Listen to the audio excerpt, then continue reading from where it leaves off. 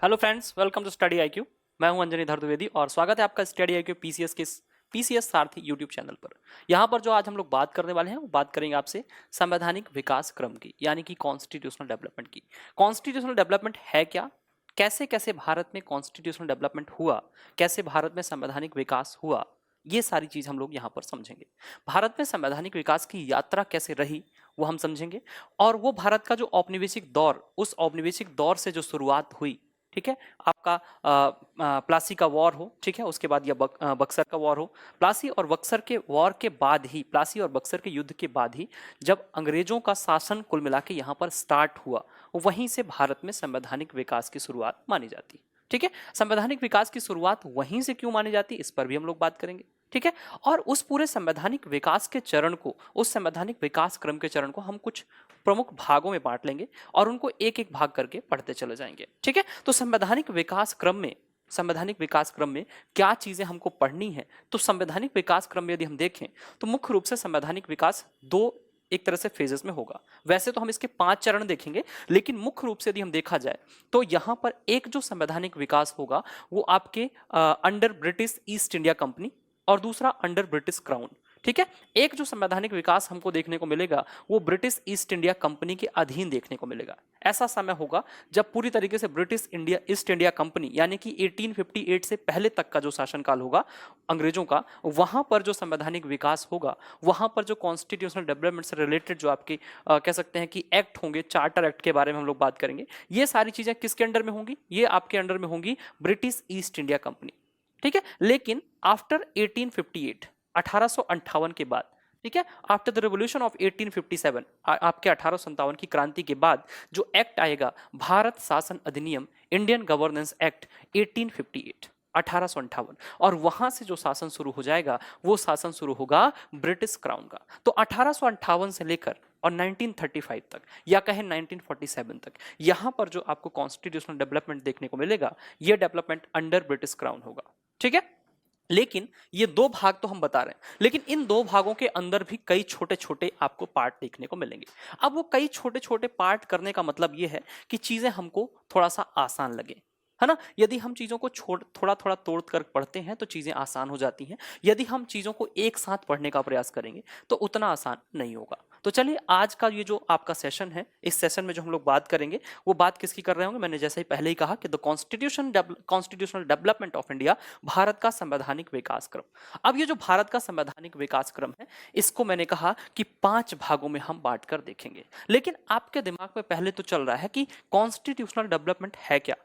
तो आप यहां पर समझिए कि भारत में अंग्रेजों के शासन काल में, अंग्रेजों के औपनिवेशिक दौर में, जब अंग्रेजों का शासन भारत में था, उस समय किस प्रकार से संवैधानिक एक तरह से सुधार हुए, कॉन्स्टिट्यूशनल रिफॉर्म हुए, है ना। यहां पर नीतियां औपनिवेशिक थी, कॉलोनाइजेशन जो पॉलिसीज थी, वो कॉलोनाइजेशन की पॉलिसी जो थी, उन कॉलोनाइजेशन पॉलिसीज को और आगे बढ़ाने के लिए कुछ ऐसे रिफॉर्म आपकी ब्रिटिश गवर्नमेंट या ईस्ट इंडिया कंपनी के द्वारा किए जाते थे। जो वास्तव में रिफॉर्म जो होते थे वो ब्रिटिश ईस्ट इंडिया कंपनी के लिए होते थे, लेकिन हमको ये लगता था कि ये वास्तव में रिफॉर्म जो हो रहे हैं इंडियन पब्लिक के हो रहे हैं, भारतीय जनता के लिए हो रहे हैं। ये वास्तविक रिफॉर्म आपके ब्रिटिश ईस्ट इंडिया कंपनी के ट्रेड, जो उनकी मोनोपोली थी, उसको और अधिक सशक्त बनाने के लिए, उस ट्रेड मोनोपोली को और अधिक स्ट्रांग बनाने के लिए वो चीजें होती थी।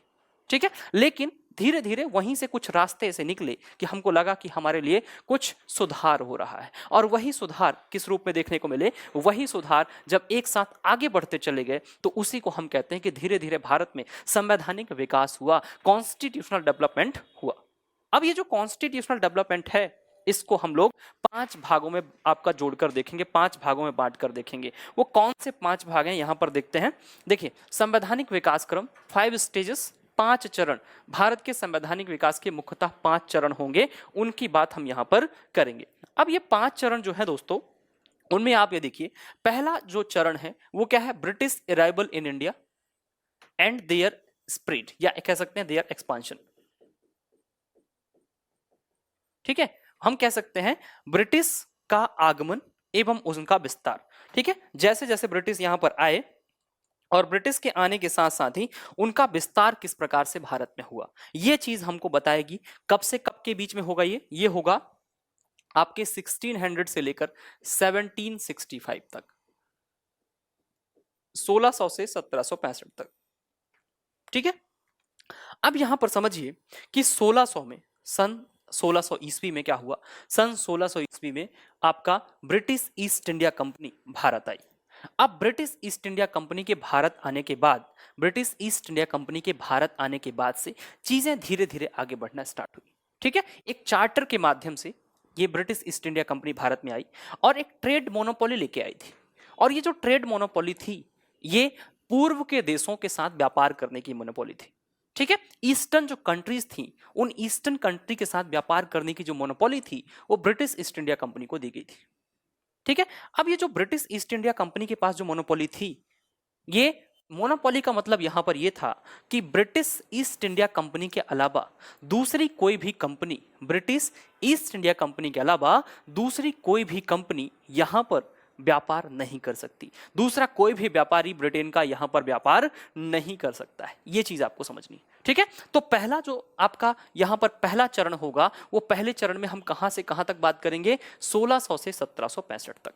अब 1765 तक क्या चीजें आपको देखने को मिलेंगी, तो सबसे पहले 1600 में सबसे पहला चार्टर एक्ट होता है 1600 का चार्टर एक्ट। चार्टर एक्ट नहीं कहेंगे इसको, 1600 का एक प्रकार से कह सकते हैं कि एक अधिकार पत्र कह सकते हैं 1600 ईस्वी का। और ये अधिकार पत्र वास्तव में ब्रिटिश ईस्ट इंडिया कंपनी की शुरुआत थी। ईस्ट इंडिया कंपनी की स्थापना 1600 में ही होती है, एक व्यापारिक कंपनी के रूप में होती है। ठीक है, और इस व्यापारिक कंपनी के रूप में जो क्राउन होते हैं, वो क्राउन के द्वारा एक चार्टर जारी किया जाता है और क्राउन के द्वारा जारी किए गए चार्टर के माध्यम से यह कंपनी की स्थापना होती है। ठीक है, तो 1600 में स्थापना हुई। अब 1600 के बाद कहानी वहां पहुंची जब भारत में ब्रिटिश ईस्ट इंडिया कंपनी आई। ठीक है, लेकिन आप जानते हैं कि कुछ विदेशी प्रतिस्पर्धाएं भी थी, कुछ कंपटीशन भी थे कंपनी के साथ। कौन से कंपटीशन थे, सबसे पहले आपके पुर्तगीज, ठीक है, पुर्तगीज के बाद आपके डच, डच के साथ साथ आपके जो अन्य फ्रांसीसी कंपनी भी थी। ठीक है, तो फ्रेंच, डच और उसके साथ साथ जो आपके पुर्तगीज थे, ये कॉम्पिटिटर थे ब्रिटिश ईस्ट इंडिया कंपनी के। लेकिन ब्रिटिश ईस्ट इंडिया कंपनी इन कॉम्पिटिटर से कॉम्पिटिट करती हुई आगे बढ़ी, कम्पीट किया उन्होंने, और आगे बढ़कर एक समय पर ऐसा समय आया जब ब्रिटिश ईस्ट इंडिया कंपनी ही इन सभी विदेशी कंपनियों से आगे हो गई प्रतिस्पर्धा में, कंपटीशन में। ठीक है, और यह दौर ऐसा हुआ कि धीरे धीरे धीरे धीरे ब्रिटिश ईस्ट इंडिया कंपनी अपनी सशक्तता को, ठीक है, अपना एक तरह से जो कह सकते हैं कि प्रसार था, एक्सपांशन था, उसको बढ़ाते चले गए। ठीक है, और लगभग 100 साल के बाद, लगभग 120-130 साल के बाद उनकी स्थिति बहुत ज्यादा मजबूत हो गई। और उसी बीच में एक दो डेट यहां पर आपको याद रखनी है जहां पर ब्रिटिश ईस्ट इंडिया कंपनी बहुत आगे निकल गई। वो थी 23 जून आपका 1757, और एक डेट आपको याद रखनी है 22 अक्टूबर 1764। ठीक है, ये जो डेट है, ये डेट है आपकी प्लासी के युद्ध की, प्लासी का युद्ध, और ये डेट है आपकी बक्सर का युद्ध। ठीक है, अब प्लासी और बक्सर दो चीज याद रखनी है आपको। अब 1600 से 1765 के बीच में ही है ये सब। ये जो कहानी है ये 1757 की, और ये कहानी कब की है, 1764 की। अब 1757 की कहानी 1764 से कम महत्वपूर्ण है। क्यों महत्वपूर्ण है, लेकिन थोड़ा सा कम है। क्यों, आप ये समझिए कि प्लासी के युद्ध के बाद केवल और केवल एक ही जगह थी, केवल और केवल एक ही जगह थी, बंगाल, जहां पर आपके ब्रिटिश का प्रभुत्व स्थापित हो गया था। ब्रिटिश सुप्रीमेसी आपको देखने को मिल रही थी कहां पर, आपके बंगाल में। कब, after the war of Plassey, Bengal में प्लासी के युद्ध के बाद ब्रिटिश सुप्रीमेसी आपको दिखाई देने लगी थी। लेकिन ठीक 7 साल बाद 22 अक्टूबर 1764, ठीक है, 22 अक्टूबर 1764 को आपके बक्सर का युद्ध हुआ, और बक्सर के युद्ध के बाद स्थिति बहुत ज्यादा बदल गई। अब बदली क्यों, क्योंकि यहां पर आप समझिए कि जो पहले केवल बंगाल था, अब बंगाल के साथ साथ अवध, और अवध के साथ साथ दिल्ली का मुगल बादशाह है। ठीक है, दिल्ली का जो मुगल एम्परर था वो भी यहां पर शामिल था। और इन तीनों के गुट को किसने पराजित किया था, अंग्रेजों ने पराजित किया था। ठीक, और जैसे ये चीज हुई उसके बाद एक ट्रिटी होती है, ट्रिटी ऑफ इलाहाबाद, और ट्रिटी ऑफ इलाहाबाद के बाद चीजें और बदल जाती हैं। क्यों? क्योंकि ट्रिटी ऑफ इलाहाबाद के बाद बंगाल, बिहार और उड़ीसा में कुल मिला के जो माल गुजारी होती है, जो एक तरीके से लैंड टैक्स होता है, उसको, जो आपका लैंड रेवेन्यू होता है, उसको वसूलने की जो कह सकते हैं कि अधिकार था, उस लैंड रेवेन्यू को कलेक्ट करने का जो राइट था, वो मिल जाता है किसको? ब्रिटिश ईस्ट इंडिया कंपनी को। ठीक है, यानी कि जो कंपनी एक ट्रेड कंपनी थी, व्यापारिक कंपनी थी, जो सिर्फ ट्रेड कर रही थी, अब वो टैक्स कलेक्ट करने वाली कंपनी बन चुकी थी। 1764 में यह बदलाव हुआ कि एक व्यापार करने वाली कंपनी अब एक शासन करने वाली कंपनी में कन्वर्ट हो चुकी थी। ठीक है, तो यहां पर 3-4 चीजें आपको देखने को मिलेंगी। सबसे पहली चीज क्या देखने को मिलेगी? ये चीज आपको मिली, ये चीज आपको मिली। उसके पहले 1726 का भी एक चार्टर एक्ट मिलेगा, एक 1600 का भी चार्टर एक्ट मिलेगा। इन सब के बारे में डिटेल में हम लोग बात करेंगे। ठीक है, फिर दूसरा जो आपका चरण होगा, दूसरा फेज जो होगा, वो शुरू होगा कहां से? 1765 से लेकर 1858 तक। 1765 after the war of Buxar या after the treaty of Allahabad, Allahabad की ट्रिटी के बाद अब पूरी तरीके से ब्रिटिश ईस्ट इंडिया कंपनी का जो शासन करने का तरीका होगा वो बदल जाएगा। क्यों? क्योंकि अब वो व्यापार बस नहीं करेंगे, अब वो शासन भी करेंगे। ठीक है, अब वो केवल व्यापारिक कंपनी नहीं है, बल्कि वो क्या है? बल्कि एक शासन करने वाली कंपनी। और ठीक 1764 से लेकर 1765 से लेकर लगभग 92 ईयर्स, 1765 से लेकर आपका कहां तक? 1858 तक, लगभग 92-93 ईयर्स तक भारत में कुल मिला के अंग्रेजों का प्रसार चला। और ये अंग्रेजों का प्रसार कैसा था? ये सिर्फ व्यापारिक प्रसार नहीं था, सिर्फ ट्रेड एक्सपांशन नहीं था, बल्कि ये क्या था? बल्कि राजनीतिक एक्सपांशन था, पॉलिटिकल एक्सपांशन था। धीरे धीरे धीरे धीरे हर क्षेत्र में अंग्रेज आगे बढ़ते चले गए। हर क्षेत्र में अंग्रेजों ने अपना प्रभुत्व स्थापित किया, अपनी सुप्रीमेसी स्थापित की। ठीक है, इस बीच में कई पॉलिसीज वो लेकर आए, कई पॉलिसीज आपको देखने को मिलेंगी, चाहे वो आपका कह सकते हैं कि सहायक संधि की नीति हो। ठीक है, और उसके साथ साथ आपका डॉक्ट्रिन ऑफ लैप्स हो, हड़प की नीति हो। ये सारी चीजें इसी दौर के बीच में देखने को मिली, इस सेकंड वाले दौर के बीच में, जब क्या हो रहा था? Establishment of British empire and their rule. ठीक है, यानी कि क्या हो रहा था? ब्रिटिश साम्राज्य की स्थापना एवं उनका शासन। ऊपर वाले में क्या है? उनका आगमन है और थोड़ा सा विस्तार है, और वो विस्तार कैसा था? व्यापारिक विस्तार था। लेकिन सेकंड वाले में अब वो व्यापारिक विस्तार नहीं करेंगे, बल्कि राजनीतिक विस्तार कर रहे होंगे। कौन सा विस्तार कर रहे होंगे? राजनीतिक विस्तार कर रहे होंगे। ठीक है, पॉलिटिकल एक्सपांशन देखने को मिल रहा है। ठीक है, और इस दौर में हम लोग क्या क्या देखेंगे? सेकंड वाले में आपको 4 चार्टर एक्ट देखने को मिलेंगे। एक तो 1793 का चार्टर एक्ट, एक 1813 का, ठीक है, एक 1833 का, और एक 1853 का।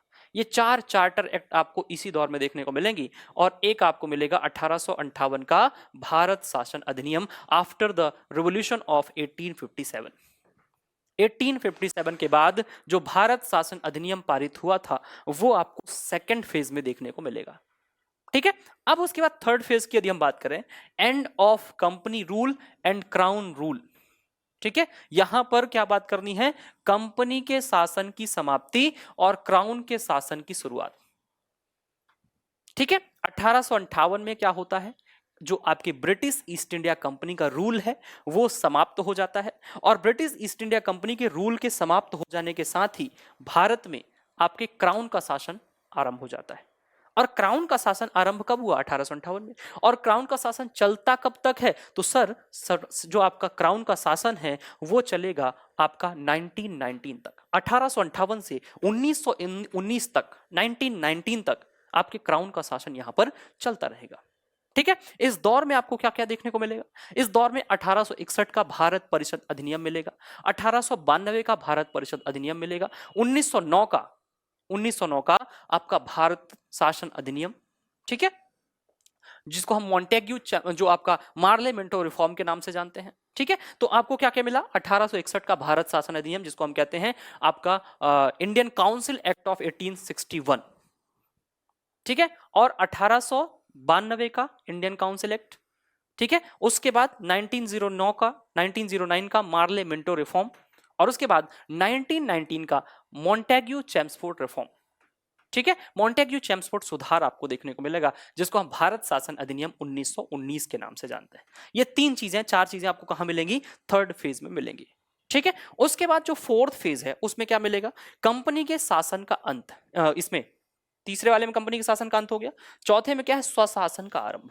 स्वशासन यानी कि यहां से क्या शुरू होगा? सेल्फ गवर्नमेंट स्टैब्लिश होगी, स्वशासन की शुरुआत होगी। अब देखिए धीरे धीरे आपको लग रहा ना कि विकास हो रहा है। एक समय पर ऐसा था जब हमारे सिर्फ हमारे ऊपर व्यापार हो रहा था। ठीक है। हमारी कंपनी सिर्फ जो ब्रिटिश ईस्ट इंडिया कंपनी थी हमारे देश में व्यापार कर रही थी। उसके बाद हमारे ऊपर उन्होंने शासन किया। ठीक है। उसके बाद उनका शासन खत्म हुआ, ब्रिटिश रूल आया। ठीक है। क्राउन से शासन होना शुरू हुआ और क्राउन के शासन के बाद अब क्या होगा? अब सेल्फ गवर्नमेंट की बात आएगी। अब हम कहीं ना कहीं ऐसा लग रहा है कि हाँ कुछ रिफॉर्म हो रहा है, हमारे स्वशासन की बात आ गई। और ये कौन से चरण में हो रहा है? चौथे चरण में हो रहा है। कंपनी के शासन का अंत और उसके बाद आया स्वशासन का आरंभ, स्टार्टिंग ऑफ सेल्फ गवर्नमेंट 1919 से लेकर 1947 तक। ठीक है। और फिर पांचवें फेज में क्या होगा? Formation of constitution. Formation of constitution start होगा 1946 के कैबिनेट मिशन के आने के बाद। 1946 में कैबिनेट मिशन आएगा और कैबिनेट मिशन कहेगा कि हाँ भारत में संविधान सभा का निर्माण, कॉन्स्टिट्यूएंट असेंबली का फॉर्मेशन होना चाहिए।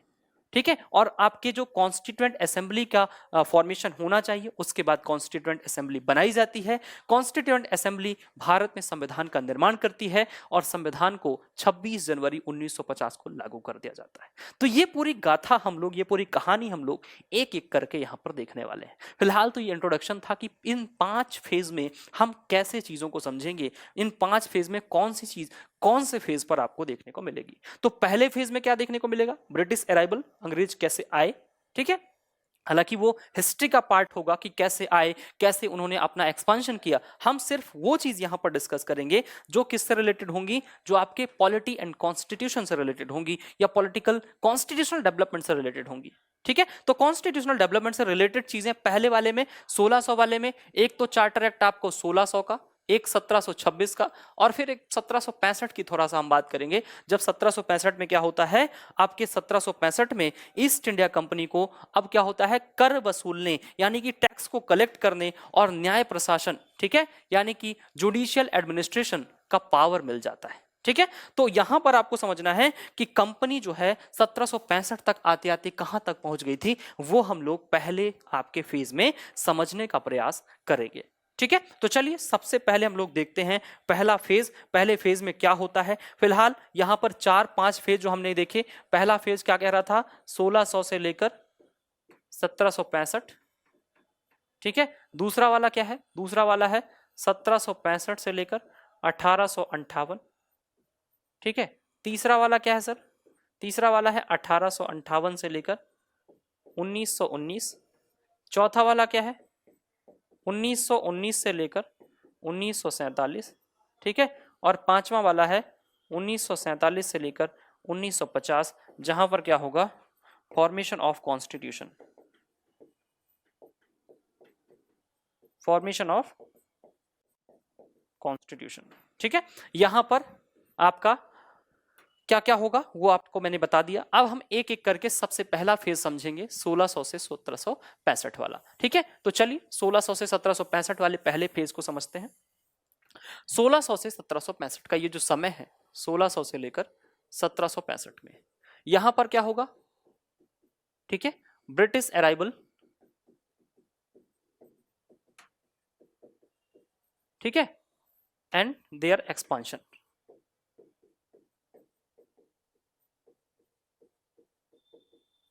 इन इंडिया। ठीक है। अब ये चीज हम लोग देखने वाले हैं। अब यहां पर यदि हम देखें तो सबसे पहले बात करते हैं 1600 की। 1600 में क्या हुआ? 1600 में यहां पर 1600 में क्या होता है? एक चार्टर के द्वारा ब्रिटिश क्राउन के चार्टर द्वारा कंपनी की स्थापना होती। कंपनी की स्थापना होती। कौन सी कंपनी की? British East India company. ठीक है, ब्रिटिश ईस्ट इंडिया कंपनी एक चार्टर के द्वारा एस्टैब्लिश कर दी जाती है। अब ये जो ब्रिटिश ईस्ट इंडिया कंपनी का एस्टैब्लिशमेंट हुआ, तो यहां पर एक शब्द आ रहा है चार्टर। इस चार्टर का मतलब क्या होता है ये समझना होगा। तो चार्टर का मतलब होता है अधिकार पत्र। क्या होता है? अधिकार पत्र। और ये अधिकार पत्र किसने दिया था? ठीक है, ये चार्टर जो है अधिकार पत्र किसने दिया था? ब्रिटिश क्राउन ने। ठीक है, ब्रिटिश क्राउन ने। अब ब्रिटिश क्राउन के इस अधिकार पत्र के द्वारा कंपनी को यह अधिकार मिला था कि कंपनी क्या करे, पूर्व के देशों के साथ क्या कर सकती है? व्यापार कर सकती है। Trade with eastern company. ठीक है, ईस्टर्न कंट्री। ठीक है, तो जो कंपनी है वो क्या कर सकती है? ईस्टर्न कंट्रीज के साथ ट्रेड कर सकती है। लेकिन यहां पर एक शब्द और कहा गया कि ये ट्रेड में क्या होगा? ये ट्रेड में ट्रेड मोनोपोली होगी। ठीक है, क्या होगा? ट्रेड मोनोपोली होगी। और ट्रेड मोनोपोली का मतलब यह था कि किसी भी ब्रिटिश नागरिक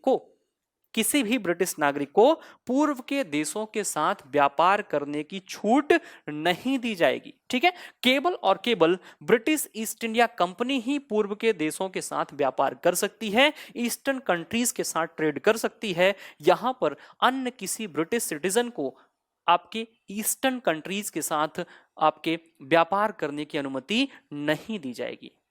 ठीक है, तो ब्रिटिश ईस्ट इंडिया कंपनी को यहां पर व्यापारिक एकाधिकार दे दिया गया। और ये व्यापारिक एकाधिकार, ये ट्रेड मोनोपोली कहां से मिली थी? By the charter of British crown. ठीक है, और ये सब कब हुआ था? ये सब हुआ था सन 1600 में। जब व्यापारिक एकाधिकार मिल गया, ट्रेड मोनोपोली मिल गई, आपके अधिकार पत्र मिल गए, तो उसके बाद ब्रिटिश ईस्ट इंडिया कहां आती है? भारत आती है। ठीक है, और भारत में आप सब जानते हैं कि अपनी फैक्ट्री स्थापित करते हैं, अपनी कोठियां स्थापित करते हैं। पहले ये कहां रहते हैं? पहले आप सबको पता है कि ब्रिटिश ईस्ट इंडिया कंपनी जब आती है तो उनका मुख्य जो क्षेत्र होता है, मुख्य क्षेत्र आपका कहां मिलता है? ये आपका वेस्टर्न कोस्ट। ठीक है, वेस्टर्न कोस्ट में ही ये सबसे पहले आते हैं। और वेस्टर्न कोस्ट के बाद ये कहां पहुंच जाते हैं? ये पहुंच जाते हैं बंगाल। ठीक है, अब ये जो बंगाल पहुंचते हैं, तो इनके बंगाल के पहुंचने के पीछे भी कुछ ना कुछ रीजन रहे होंगे। ठीक है, कि आपकी ये जो वेस्टर्न आपके क्षेत्र में आने वाली ब्रिटिश कंपनी अचानक से ये घूमकर बंगाल कैसे पहुंच गई। ठीक है, तो आप सब यहां पर जानते हैं कि ये जो क्षेत्र था, ये वाला क्षेत्र किसका था? ये साला क्षेत्र मराठों का क्षेत्र था। और मराठे, और दिल्ली में कौन बैठा था? दिल्ली में बैठे थे मुगल। तो यहां पर औरंगजेब का जो टाइम था, ठीक है, थोड़ा सा हिस्ट्री से कनेक्ट करेंगे इसको। औरंगजेब का जो टाइम था, औरंगजेब अपने पूरे शासनकाल में, अपने पूरे टाइम पीरियड में आपके दक्कन के क्षेत्र पर, डेक्कन रीजन्स पर वो अपने अभियान चलाता रहा था। ठीक है, और डेक्कन रीजन्स पर ही उन्होंने फोकस किया। और डेक्कन रीजन जब फोकस कर रहा था वो, तो वहां पर क्या हो रहा था? मराठों के बीच और दिल्ली के मुगल बादशाह के बीच, यानी औरंगजेब के बीच लगातार क्या चल रहा था? कॉन्फ्लिक्ट थे, लगातार संघर्ष चल रहे थे। और ये विवाद जो थे, इन विवादों के कारण यहां पर जो कंपनी थी उसका ट्रेड क्या हो रहा था? इफेक्ट हो रहा था उस व्यापार पे। ठीक है, ट्रेड, यदि व्यापार वहां पर प्रभावित हो रहा है, ठीक है, तो अपनी ट्रेड करने वाली जो कंपनी है वो अपने ट्रेड को शिफ्ट करेंगी। और ट्रेड उन्होंने शिफ्ट कर लिया कहां? बंगाल पर। और बंगाल पर ही क्यों किया? क्योंकि एक बड़ा बाजार था बंगाल में। ठीक है, बंगाल के लोगों के पास पैसे थे। ठीक है, और बाजार कहां बनाया जाता है? दुकानें कहां खोली जाती हैं? जहां पर लोगों के पास पैसे ज्यादा हों। ठीक है, तो यहां पर आए, और बहुत सारे रीजंस थे, अलग अलग रीजंस थे। एक तो मराठों का रीजन था जो यहां पर शांति थी। दूसरा, यहां के लोग के पास परचेसिंग पावर ज्यादा थी, पैसे ज्यादा थे लोगों के पास। और तीसरा, यहां पर जो व्यक्ति होता था, बंगाल का जो गवर्नर होता था, वो बंगाल के गवर्नर की जो पोस्ट होती थी वो एक पनिशमेंट पोस्ट होती थी। ठीक है, क्योंकि बंगाल मुगल बादशाह के अधीन ही है, मुगल बादशाह के अंडर में ही है। लेकिन वहां का जो नवाब है, जो वहां का एडमिनिस्ट्रेटर है, ठीक है, उस सूबे का एडमिनिस्ट्रेटर, वो एक पनिशमेंट पोस्ट के तहत यहां पर पोस्ट किया गया है, यहां पर उसकी पोस्टिंग हुई है। तो उसको पता है कि हम यदि यहां पर जाकर हम अंग्रेजों का, यहां पर जो बंगाल में जो अंग्रेजों का यह मानना था कि बंगाल में जो पनिशमेंट पोस्ट के तहत यहां पर पोस्ट व्यक्ति है, उसके साथ यदि संबंध बनाए जाएं, उसके साथ यदि रिलेशन अच्छे हों, तो कल के लिए वो मुगलों के खिलाफ हमारी सहायता भी कर सकता है। और वही हुआ। बाद में आगे चलकर आपको कहानी यही देखने को मिलेगी। ठीक है, तो यहां पर धीरे धीरे वो आए, आने के बाद बंगाल शिफ्ट हुए और बंगाल से ही उनका एक तरह से एक्सपांशन शुरू हुआ। बंगाल से ही ना सिर्फ व्यापारिक प्रसार बल्कि राजनीतिक प्रसार यानी कि जो आपका पॉलिटिकल एक्सपांशन है वो भी बंगाल से ही शुरू होता है। और सबसे पहली कहानी जो मैंने आपसे पहले कही, आपका प्लासी का युद्ध। ठीक है, प्लासी का वॉर अगेंस्ट सिराजुद्दौला। ठीक है, ये जो सिराजुद्दौला के खिलाफ ये जो प्लासी का युद्ध था, यहीं से अंग्रेजों का क्या शुरू होता है, राजनीतिक प्रसार यहां से शुरू हो जाता है। ठीक है, ये तो बात 1600 की हुई। 1600 के बाद यहां पर आपको समझना है एक 1726 का क्या है, अधिकार पत्र है। 1726 का क्या है, चार्टर है। अब 1726 के चार्टर में क्या किया गया ये समझिए। 1726 के चार्टर में क्या किया गया, 1726 का चार्टर। अब ये जो 1726 का चार्टर है यहां पर किया क्या गया इसको समझिए। 1726 के पहले, 1726 के पहले ईस्ट इंडिया कंपनी के जो बोर्ड ऑफ डायरेक्टर्स होते थे, अब आप समझेंगे कि बोर्ड ऑफ डायरेक्टर्स कौन होते थे। एक होते थे बोर्ड ऑफ डायरेक्टर्स जिसको हम कहते थे निदेशक मंडल। निदेशक मंडल यही क्या करता था, ये बीओडी जो था ये भारत में ब्रिटिश ईस्ट इंडिया कंपनी को रेगुलेट करते थे ये। ठीक है, या कह सकते हैं कोऑर्डिनेट करते थे। रेगुलेट मत लिखिए, कोऑर्डिनेट करते थे। ठीक है, तो अब यहां पर समझिए कि यहां पर ब्रिटिश ईस्ट इंडिया कंपनी का संचालन किसके द्वारा किया जा रहा है, बोर्ड ऑफ डायरेक्टर्स के द्वारा, निदेशक मंडल के द्वारा। अभी तक जितने भी कंपनी के लिए जो विधायी कानून बनेंगे, कंपनी के लिए जो क्या बनेंगे, कंपनी के कानून, कंपनी के लिए कानून कौन बनाएगा, ये बीओडी बनाएगी, बोर्ड ऑफ डायरेक्टर्स बनाएंगे। मतलब विधायी शक्तियां, एक तरह से देखा जाए तो लेजिस्लेशन पावर किसके पास था, बोर्ड ऑफ डायरेक्टर्स के पास था। लेकिन अब 1726 के चार्टर एक्ट में यह शक्ति जो है ये किसको दे दी गई, 1726 के चार्टर एक्ट में यह शक्ति, यानी कि कौन सी शक्ति, आपका विधायन शक्ति, लेजिस्लेशन पावर, लेजिस्लेशन पावर, ये किसके पास चला गया, ये चला गया गवर्नर के पास। ठीक है, मतलब आपको ये समझना है कि बोर्ड ऑफ डायरेक्टर्स, निदेशक मंडल जो होते थे, निदेशक मंडल ही अभी तक 1726 तक, यानी कि 1600 से लेकर और 2600 तक, 1600 से लेकर 1726 तक, सॉरी आपका 1726 तक, मतलब लगभग 126 साल जो विधायी शक्ति थी, जो लेजिस्लेशन पावर था, वो किसके पास था, वो बोर्ड ऑफ डायरेक्टर्स के पास था, निदेशक मंडल के पास था। लेकिन 1726 का जब चार्टर एक्ट आया तो 1726 के चार्टर एक्ट के तहत क्या कर दिया गया, जो लेजिस्लेशन पावर पहले बोर्ड ऑफ डायरेक्टर के पास हुआ करती थी, वो लेजिस्लेशन पावर अब गवर्नर को दे दी गई। ठीक है, और गवर्नर के साथ साथ यहां पर क्या होती थी, गवर्नर की एक परिषद भी होती थी। क्या होती थी, गवर्नर और उसकी परिषद, जिसको हम क्या कहते हैं, जिसको हम कहते हैं काउंसिल। ठीक है, तो गवर्नर और उसकी काउंसिल को क्या दे दिया गया, लेजिस्लेशन पावर दे दिया गया। ठीक है, एक बार मैं फिर से रिपीट कर देता हूं, आपका 1600 यानी 1600 में कंपनी की स्थापना हुई, धीरे धीरे कंपनी का प्रसार शुरू हुआ और कंपनी का प्रसार 1726 तक चलता रहा। 1726 तक जितने भी लेजिस्लेशन पावर थे, जितने भी कंपनी के लिए नियम बनाए जाते थे, वो कौन करता था, वो आपका बोर्ड ऑफ डायरेक्टर्स करते थे, निदेशक मंडल करता था। ठीक है, लेकिन अब धीरे धीरे चीजें परिवर्तित हुई, निदेशक मंडल के अधिकार कम कर दिए गए और निदेशक मंडल से जो कंपनी का लेजिस्लेशन पावर था उसको छीन लिया गया और यह लेजिस्लेशन पावर अब किसको दे दिया गया, गवर्नर और उसकी काउंसिल को, यानी कि गवर्नर और उसकी परिषद को लेजिस्लेशन पावर दे दिए गए।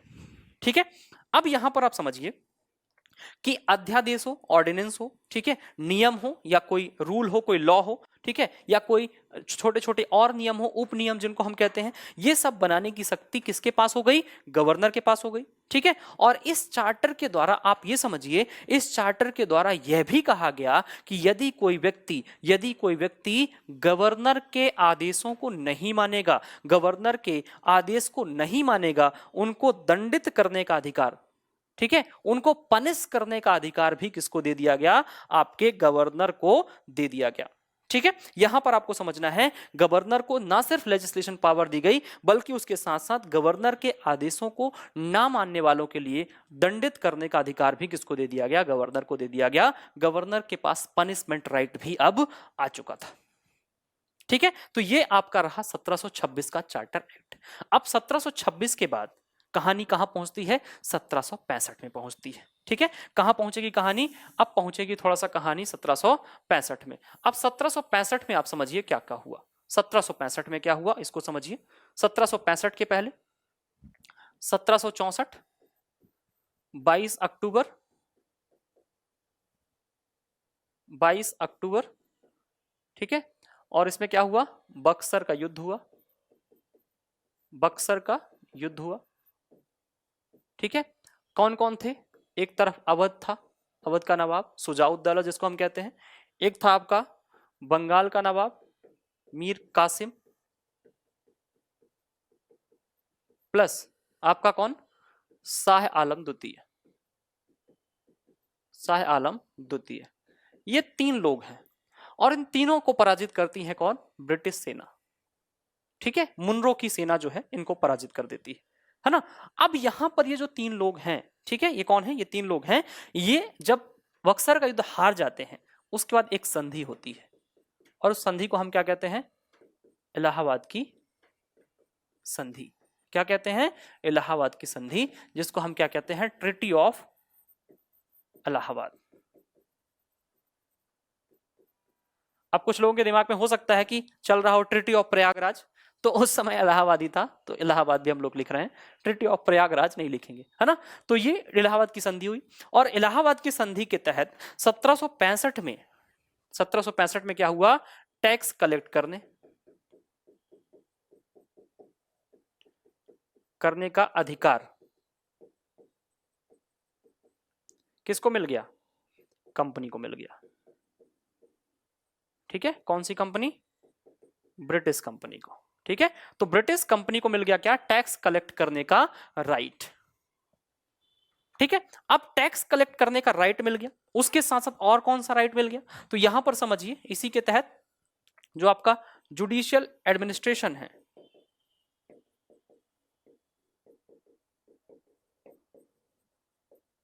ये भी किसके पास चला गया, ये भी चला गया सर कंपनी के पास, कंपनी के पास, है ना। और यहां पे आप ये समझेंगे कि बंगाल, बिहार और उड़ीसा में तीन जगह ये कंपनी टैक्स कलेक्ट करने वाली कंपनी बन गई। ठीक है, तो पहले कंपनी जो है रूल करती थी अपने कर्मचारियों के ऊपर। ठीक है, कंपनी किसके ऊपर रूल कर रही थी, अपने एम्प्लॉय के ऊपर। ठीक है, लेकिन अब कहां करेगी, अब करेगी पीपल ऑफ इंडिया के ऊपर, भारत की जनता के ऊपर अब वो शासन करेगी। ठीक है, जो बंगाल, बिहार और उड़ीसा के लोग हैं उनसे यदि वो टैक्स कलेक्ट करने का राइट पा रही है तो कहीं ना कहीं अब भारतीयों के ऊपर प्रशासन करने का समय उनका आ चुका है। यानी कि 1765 की जो ट्रीटी ऑफ इलाहाबाद है, इसके बाद ही जो एक ट्रेड कंपनी थी, ट्रेड कंपनी थी, वो क्या बन गई, एक रूलर कंपनी बन गई।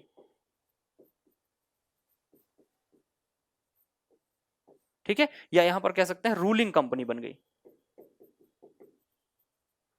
ठीक है, तो जो एक ट्रेड कंपनी थी, जो एक व्यापारिक कंपनी थी, वो व्यापारिक कंपनी अब क्या बन चुकी है, एक रूलिंग कंपनी बन चुकी है after the treaty of Allahabad. ठीक है, तो ट्रीटी ऑफ इलाहाबाद के बाद ये कंपनी पूरी तरीके से क्या बन गई, एक रूलिंग कंपनी के रूप में कन्वर्ट हो चुकी है ना। अब यहां पर आप समझ गए कि ऐतिहासिक पृष्ठभूमि, जो पहली पृष्ठभूमि है, पहला जो दौर है, कहां से कहां तक का, आपके 1600 से 1765 तक का, वो तो हम लोगों ने कंप्लीट कर लिया। ठीक है, जो हमारा 1600 में कंपनी स्टैब्लिश हुई और कंपनी के स्टैब्लिश होने के बाद ही धीरे धीरे धीरे धीरे हम कहां तक पहुंचे, 1765 तक पहुंचे। इसके बीच में हम लोगों ने दो चार्टर एक्ट देखे और एक 1765 का वो दौर देखा जिसमें इलाहाबाद की संधि हुई। इलाहाबाद की संधि के तहत टैक्स कलेक्ट करने का राइट किसको मिल गया, ब्रिटिश कंपनी को। कहां पर, बंगाल, बिहार और उड़ीसा पर। और कंपनी यहां से क्या हो गई, एक ट्रेड कंपनी से एक रूलिंग कंपनी के रूप में कन्वर्ट हो गई, जो अभी तक अपने एम्प्लॉइज, अपने कर्मचारियों के ऊपर शासन करती थी, अब वो किसके ऊपर शासन करेगी, भारतीयों के ऊपर प्रशासन करेगी। ठीक है, तो इस प्रकार से यहां पर आपने टैक्स कलेक्ट करने के राइट के साथ ही कंपनी को क्या देखा कि कंपनी एक ट्रेड कंपनी के रूप में आई थी और अब एक प्रशासनिक या प्रशासन को संचालित करने वाली कंपनी के रूप में कन्वर्ट हो चुकी है।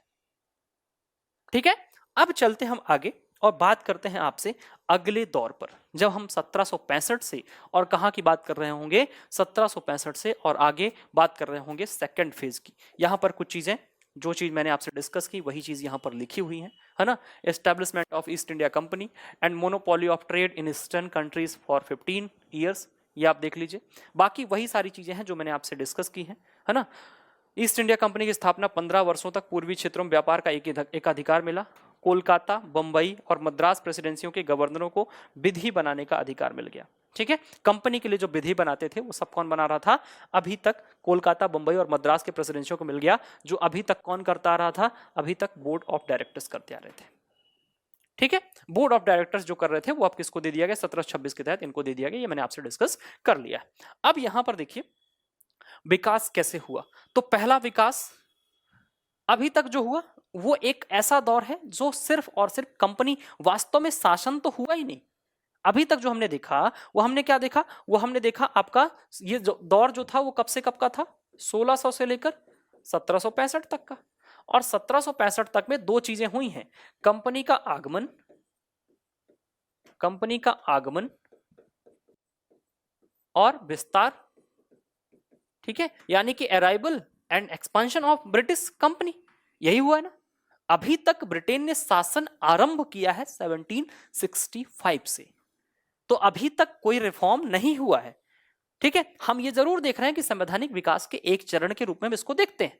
क्यों? क्योंकि कहीं ना कहीं ब्रिटिशर्स की जो एक नींव थी, ब्रिटिशर्स की जो एक प्रकार से कह सकते हैं कि जो बेस तैयार हुआ, वो कहां से तैयार हुआ, इसी समय से 1600 से 1765 तक। लेकिन अभी तक ब्रिटेन ऐसा कुछ, ब्रिटिश कंपनी ऐसा कुछ बहुत प्रभावकारी नहीं कर पाई थी, कुछ बहुत इफेक्टिव चीजें नहीं आई।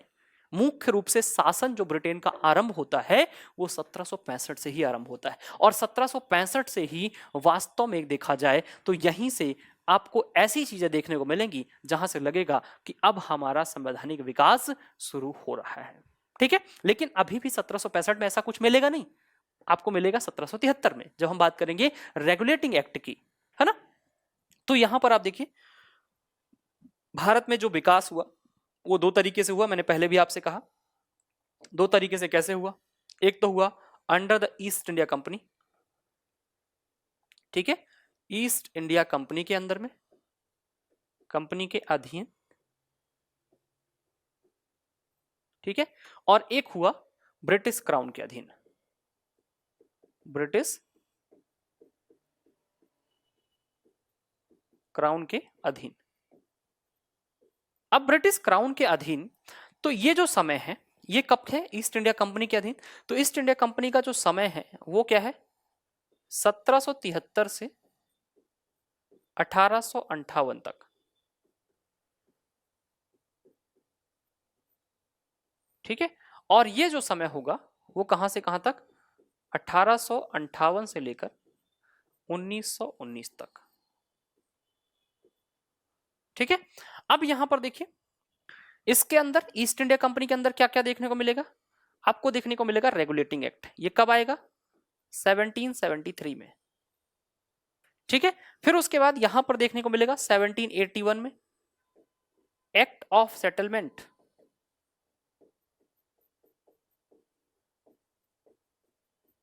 ठीक है, फिर आपका 1784 आएगा, 84 में आपको मिलेगा पिट्स इंडिया एक्ट।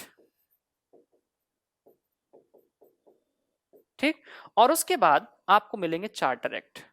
सबसे पहला 1793। ठीक है, फिर आपको यहीं पर मिल जाएगा 1793 के बाद 1813। फिर आपको क्या मिल जाएगा, 1833। फिर आपको क्या मिल जाएगा, 1853। ठीक, ये सारी चीजें कहां होंगी, ईस्ट इंडिया कंपनी के अंडर होंगी, ईस्ट इंडिया कंपनी के अधीन आपको देखने को मिलेंगी। ठीक है। तो ईस्ट इंडिया कंपनी के अधीन क्या क्या देखने को मिलेगा आपको? रेगुलेटिंग एक्ट, आपके चार्टर एक्ट, रेगुलेटिंग एक्ट में ही आपको देखने को मिल जाएगा एक्ट ऑफ सेटलमेंट, और एक्ट ऑफ सेटलमेंट के साथ आपको क्या देखने को मिल जाएगा? एक्ट ऑफ सेटलमेंट के साथ आपको पिट्स इंडिया एक्ट भी यहां पर देखने को मिल जाएगा। ठीक है। अब यहां पर सबसे पहले हमको किसकी बात करनी होगी? रेगुलेटिंग एक्ट की। लेकिन यहां पर ब्रिटिश क्राउन के अधीन क्या क्या मिलेगा? ब्रिटिश क्राउन के अधीन क्या क्या मिलने वाला है उसको भी हम लोग यहां पर देख लेते हैं। अब ब्रिटिश क्राउन के अधीन क्या क्या मिलेगा उसके यदि हम देखना चाहें तो यहां पर आप देखेंगे ब्रिटिश क्राउन के अधीन सबसे पहले तो government of India act 1858,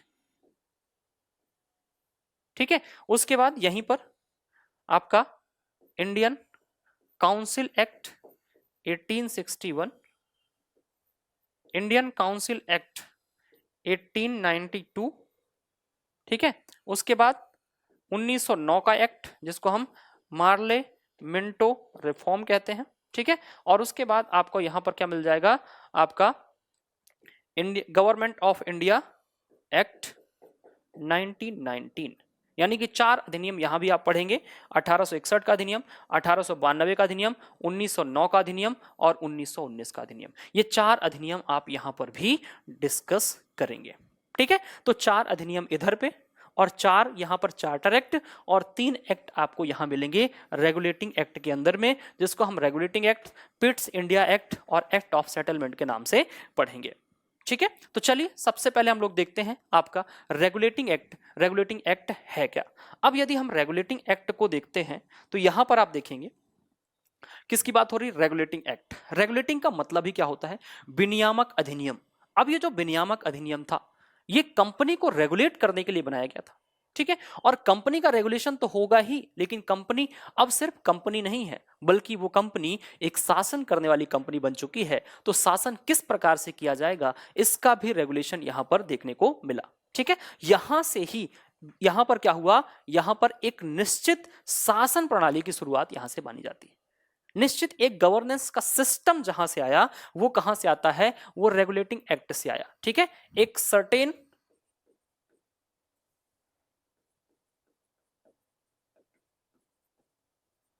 governance system वो कहां से देखने को मिला? 1773 से। 1773 के एक्ट से यहां पर क्या हुआ? इसके द्वारा एक निश्चित शासन प्रणाली की शुरुआत की गई।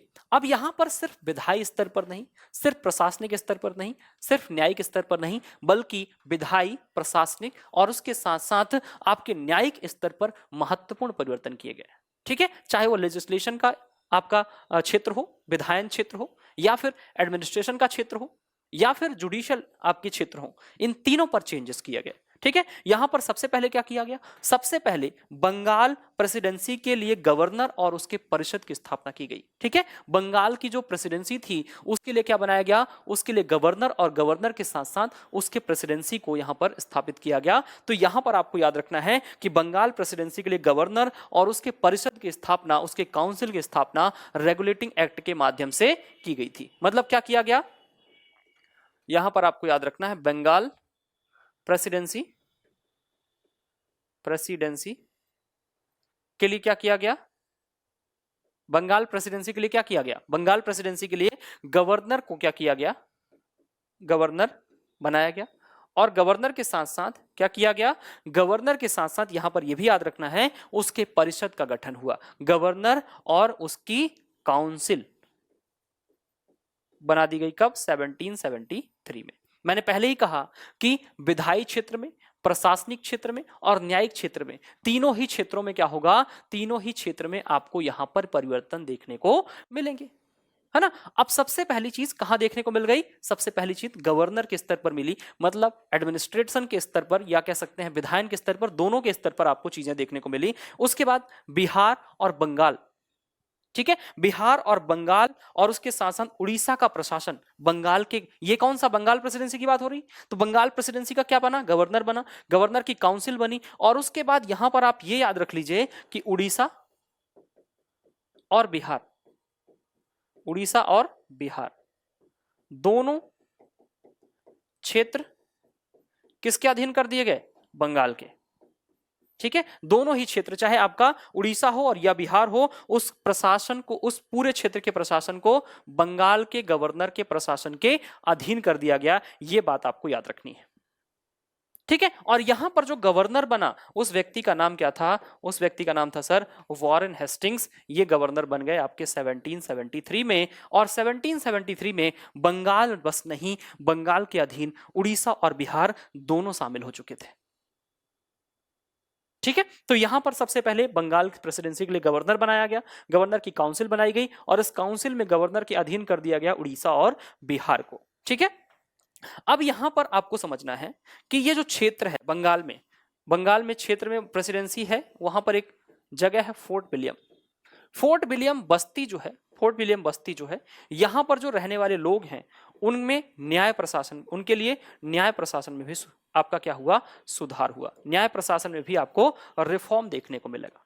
ठीक है, अब न्याय प्रशासन में जो आपका सुधार देखने को मिला, इसके तहत आपके 1773 के तहत यहां पर क्या बनाया गया? सुप्रीम कोर्ट बनाया गया, एक सर्वोच्च न्यायालय स्थापित किया गया।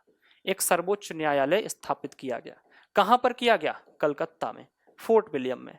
ठीक है, कलकत्ता में आपका क्या हुआ? सर्वोच्च न्यायालय स्थापित हुआ, जिसको हम एपेक्स कोर्ट भी कहते हैं। सर्वोच्च न्यायालय की स्थापना हुई, और सर्वोच्च न्यायालय की जो स्थापना हुई, इसमें कुल मिला के कितने जज थे? 1+3, 1+3, यानी कि एक मुख्य न्यायाधीश और 3 अन्य न्यायाधीश यहां पर थे। ठीक है, अब कलकत्ता में जो सर्वोच्च न्यायालय की स्थापना हुई, उसमें एक मुख्य न्यायाधीश, 3 अन्य न्यायाधीश थे। इसमें जो मुख्य न्यायाधीश था उसका नाम था क्या सर? आपका एलिजा इम्पे। एलिजा इम्पे नाम के जो व्यक्ति थे, ये क्या बने? ये बने आपके चीफ जस्टिस, मुख्य न्यायाधीश। कहां के? आपके 1774 में, 1774 में, आपके 1773 के रेगुलेटिंग एक्ट के तहत जो सुप्रीम कोर्ट सर्वोच्च न्यायालय स्थापित हुआ कलकत्ता में, उसके मुख्य न्यायाधीश बने कौन? Elijah Impey. यानी कि आपका Elijah Impey was the first chief justice of Calcutta high court, या कह सकते हैं Calcutta supreme court, establish under act 1773। 1773 के अधीन स्थापित होने वाले पहले सर्वोच्च न्यायालय जो फोर्ट विलियम स्थापित किया गया था, उसका मुख्य न्यायाधीश बना कौन? Elijah Impey. ठीक है, तो यहां पर मैंने जैसे पहले ही कहा था कि ना सिर्फ प्रशासनिक स्तर पर, बल्कि न्यायिक स्तर पर और उसके साथ साथ विधायी स्तर पर भी काम किए जाएंगे। तो प्रशासनिक स्तर पर सबसे पहला काम हुआ कि गवर्नर बन गया, बंगाल प्रेसिडेंसी स्थापित हुई, उसका गवर्नर बनाया गया, ये प्रशासनिक स्तर पर।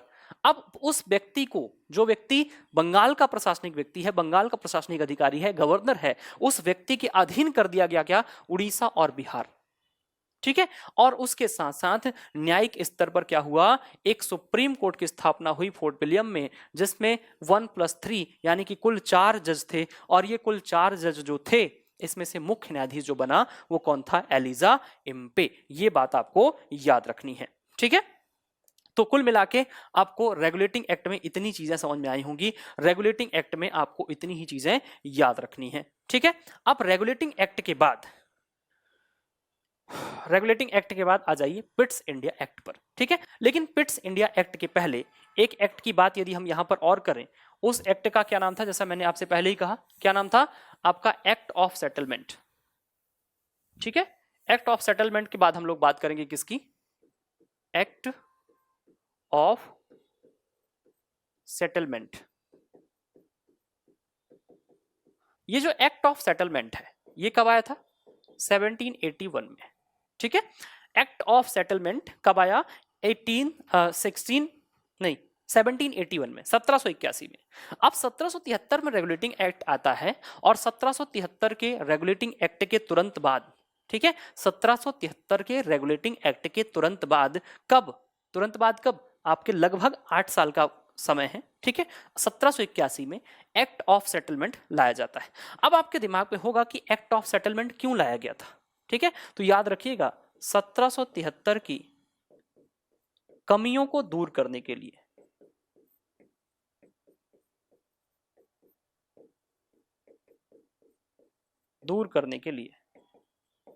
ठीक है, जो भी उस एक्ट में ऐसी कमियां थी जो लग रहा था कि नहीं ये नहीं होनी चाहिए, उनको रिमूव करने के लिए, उनको खत्म करने के लिए, उन पर रिफॉर्म करने के लिए एक्ट ऑफ सेटलमेंट लाया गया 1781 में। ठीक है, और इसमें क्या किया गया, बंगाल, बिहार और उड़ीसा के जो दीवानी प्रदेश थे, ठीक है, बंगाल, बिहार और उड़ीसा के जो दीवानी प्रदेश थे, वहां पर कानून बनाने का अधिकार कलकत्ता के गवर्नर जनरल को दे दिया गया। ठीक है, तो चाहे कलकत्ता का गवर्नर अभी तक सिर्फ प्रशासनिक हेड बना था, अभी तक आपके जो रेगुलेटिंग एक्ट की बात हुई थी तो वहां पर आपको यह दिया गया था कि बंगाल, बिहार और उड़ीसा का प्रशासन जो है, केवल प्रशासन की बात हुई थी, केवल प्रशासन जो है बंगाल के गवर्नर जनरल के अधीन होगा। लेकिन अब आपको यहां पर याद रखना है कि आपके जो बंगाल, बिहार और आपका उसके साथ साथ बंगाल, बिहार और उड़ीसा के जो दीवानी क्षेत्र हैं, ठीक है, वहां पर दीवानी क्षेत्रों पर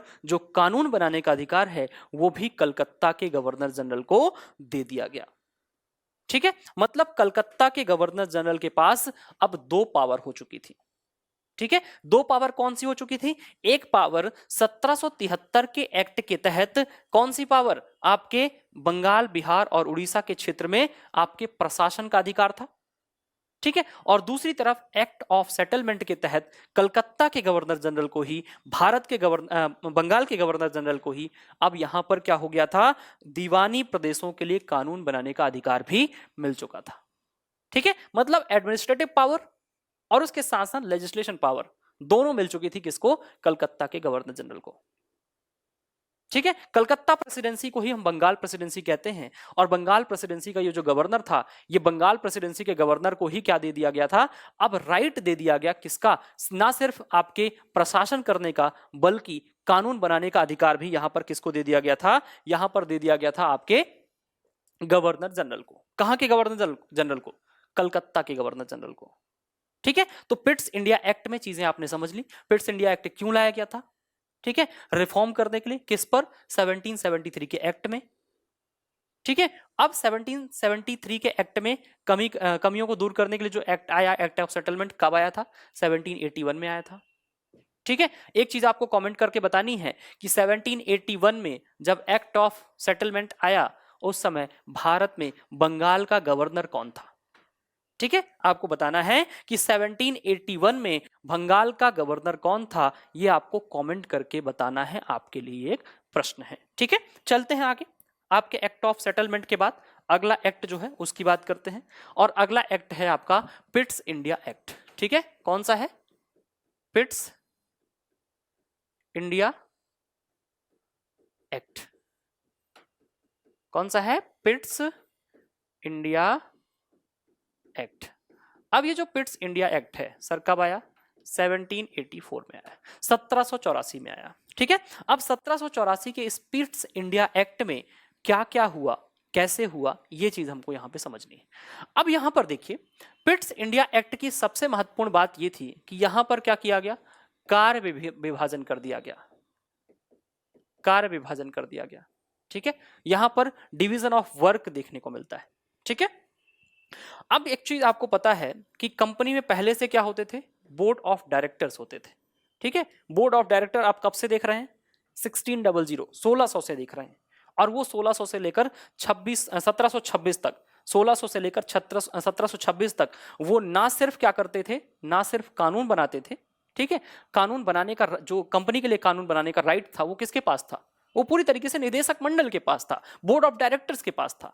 लेकिन आप सब जानते हैं कि 1726 के एक्ट में बोर्ड ऑफ डायरेक्टर से वो पावर छीन ली गई थी, और वो किसको दे दी गई थी, गवर्नर और उसकी काउंसिल को दे दी गई थी। ठीक है, लेकिन अब क्या होगा, अब थोड़ा सा और चीजें छिनने वाली हैं, और चीजें थोड़ा सा कम होने वाली है बोर्ड ऑफ डायरेक्टर्स के लिए। ठीक है, अब यहां पर क्या हो रहा है, कार्य विभाजन दो तरीके से हुआ। अभी तक सब कुछ साथ चल रहा था। ठीक है, अभी तक सब कुछ क्या कर रहा था, बोर्ड ऑफ डायरेक्टर्स मजबूत थे, बोर्ड ऑफ डायरेक्टर्स की पावर ज्यादा थी, है ना, लेकिन अब बोर्ड ऑफ डायरेक्टर्स की पावर कम होगी। क्यों, क्योंकि अब कार्य विभाजन किया जाएगा। कार्य विभाजन क्यों किया जा रहा है, क्योंकि अभी तक तो देखा जाए 1765 तक तो कंपनी सिर्फ एक काम कर रही थी, वो क्या कर रही थी, व्यापार कर रही थी। लेकिन आप जानते हैं कि ट्रीटी ऑफ इलाहाबाद के बाद बहुत सारी चीजें बदल गई थी। कंपनी को, आपको यहां पर टैक्स कलेक्ट करने का, रेवेन्यू कलेक्ट करने का भी अधिकार मिल चुका था। ठीक है, तो कंपनी जो व्यापारिक कंपनी थी, जो एक ट्रेड कॉमर्स कंपनी के रूप में, कॉमर्शियल कंपनी के रूप में आई थी, अब वो क्या है, एक रूलिंग कंपनी बन चुकी थी।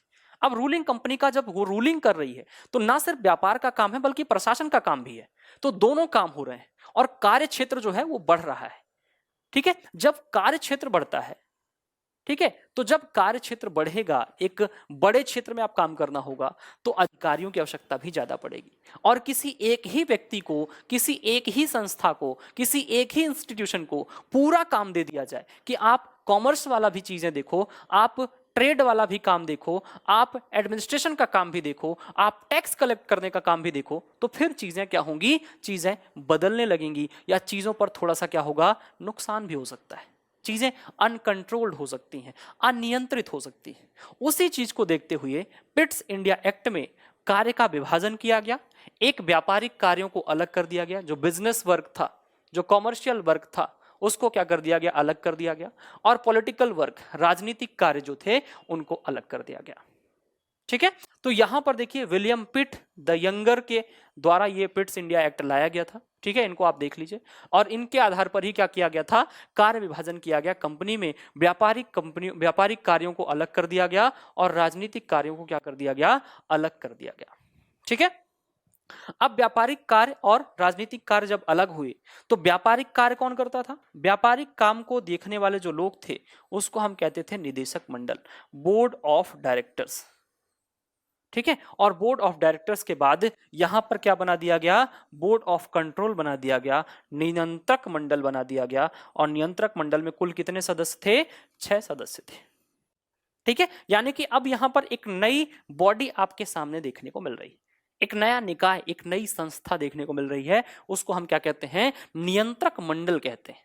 ठीक है, टोटल 6 मेंबर हैं इसमें बोर्ड ऑफ कंट्रोल में। और ये बोर्ड ऑफ कंट्रोल पूरी तरीके से जो कंपनी के पॉलिटिकल वर्क हैं, ठीक है, कंपनी के जो राजनीतिक काम हैं, उनको देख रही है। कौन देख रहा है, आपका बोर्ड ऑफ कंट्रोल। मतलब कुल मिला के आप समझिए कि बोर्ड ऑफ डायरेक्टर्स जो थे, निदेशक मंडल जो थे, उनका जो काम है वो क्या हो गया है, उनके पास जो राइट हैं वो अब कम हो चुके हैं। एक बार तो पहले ही कम हो चुके हैं। 1726 का जो चार्टर था वहां पर हमने देखा था कि कानून बनाने का जो राइट था, जो विधि बना रहे थे कंपनी के लिए, वो छीन लिया गया था बोर्ड ऑफ डायरेक्टर से। अब क्या हुआ, फिर से छीन लिया गया। क्या छीन लिया गया, इस बार कहा गया कि भैया आप सिर्फ कौन सी चीजें देखोगे, आप सिर्फ और सिर्फ कॉमर्शियल चीजें ही देखोगे, व्यापारिक चीजें ही देखोगे। कंपनी का जो बिजनेस है वो देखने का काम किसका है, बोर्ड ऑफ डायरेक्टर्स का है। लेकिन उसके अलावा जो काम है, जो पॉलिटिकल वर्क है, जो राजनीतिक कार्य हैं, उनको कौन देखेगा, नियंत्रक मंडल देखेगा। ठीक है, यानी कि आपका निदेश, आपके जो बोर्ड ऑफ कंट्रोल है वो यहां पर इस चीज को देखने का काम करेगा। ठीक है, तो बोर्ड ऑफ कंट्रोल क्या काम करेगा ये आपको बता दिया गया, बोर्ड ऑफ डायरेक्टर्स क्या काम करेंगे ये भी आपको बता दिया गया। ठीक है, और यहां पर हम लोगों ने क्या देख लिया, यहां पर बोर्ड ऑफ डायरेक्टर्स और बोर्ड ऑफ कंट्रोल को पूरी तरीके से हम लोगों ने समझ लिया। तो आपसे यदि पूछा जाए कि बोर्ड ऑफ कंट्रोल जैसी संस्था सबसे पहली बार कहां पर इंट्रोड्यूस हुई थी, तो आप बताओगे ये हुई थी पिट्स इंडिया एक्ट में। ठीक है, 1784 के पिट्स इंडिया एक्ट में इंट्रोड्यूस किए गए थे बोर्ड ऑफ कंट्रोल। ठीक है, अब यहां पर जब आपके कह सकते हैं कि बोर्ड ऑफ कंट्रोल जो थे, बोर्ड ऑफ कंट्रोल की नियुक्ति कहां से की जाती थी, ये भी तो आपको पता होना चाहिए कि बोर्ड ऑफ कंट्रोल कहां से आ रहे हैं। तो याद रखिएगा, बोर्ड ऑफ कंट्रोल के जो सदस्यों की नियुक्ति थी, बोर्ड ऑफ कंट्रोल के जो सदस्यों की नियुक्ति थी वो इंग्लैंड के सम्राट या महारानी के द्वारा की जाती थी। ये लोग जो आते थे ये कहां से आते थे, इंग्लैंड के सम्राट या महारानी के द्वारा क्या किए जाते थे, महारानी के द्वारा अपॉइंट किए जाते थे, ये बात आपको याद रखनी है। ठीक है, तो महारानी के द्वारा अपॉइंट होंगे, है ना। अब यहां पर ये समझिए कि इस एक्ट ने व्यापारिक कार्य और राजनीतिक कार्यों को अलग किया। उसके बाद ही, उसके साथ ही क्या कर दिया, आपके बोर्ड ऑफ कंट्रोल को भी इंट्रोड्यूस कर दिया, है ना।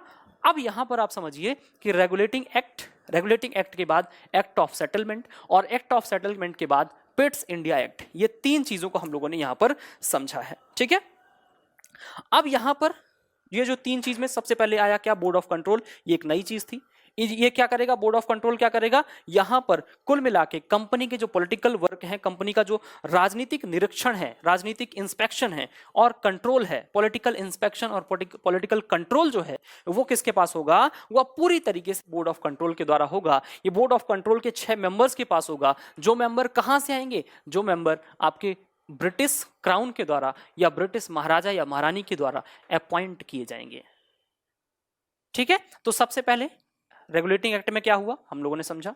ठीक है, रेगुलेटिंग एक्ट में क्या हुआ, आपके बंगाल की प्रेसिडेंसी बनाई गई, बंगाल का गवर्नर बनाया गया और बंगाल के गवर्नर को ही क्या कर दिया गया, प्रशासन का अधिकार दिया गया बिहार और उड़ीसा के। ठीक है, उसके बाद एक्ट ऑफ सेटलमेंट में सुधार किया गया, किसमें, रेगुलेटिंग एक्ट में। उसके तहत क्या हुआ, कलकत्ता के गवर्नर जनरल को और भी शक्तियां दे दी गई और कलकत्ता के गवर्नर जनरल के पास 2 प्रकार की शक्तियां हो गई। 1773 के रेगुलेटिंग एक्ट के तहत कलकत्ता प्रेसिडेंसी के लिए कानून बना सकता था वो, और 1781 के आपके एक्ट ऑफ सेटलमेंट के तहत बंगाल, बिहार और उड़ीसा के लिए वो क्या कर सकता है, कानून बना सकता है। ठीक है, तो गवर्नर जनरल को 2 प्रकार की शक्तियां मिल गई थी 1773 के एक्ट के तहत और एक्ट ऑफ सेटलमेंट 1781 के तहत।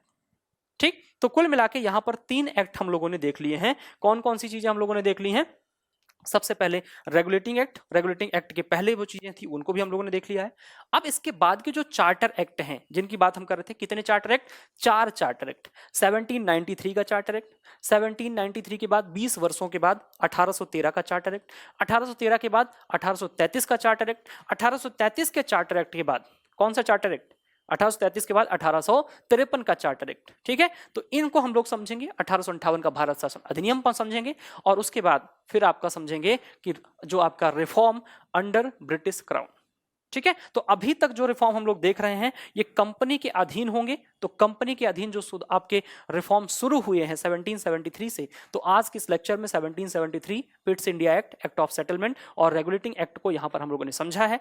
अगले लेक्चर पर जो हम लोग बात करेंगे वो स्टार्ट करेंगे 1793 के एक्ट से, यानी कि 1793 के चार्टर एक्ट से हम लोग अगला लेक्चर स्टार्ट करेंगे। ठीक है, तो मिलते हैं अगले लेक्चर में, तब तक के लिए धन्यवाद, जय हिंद।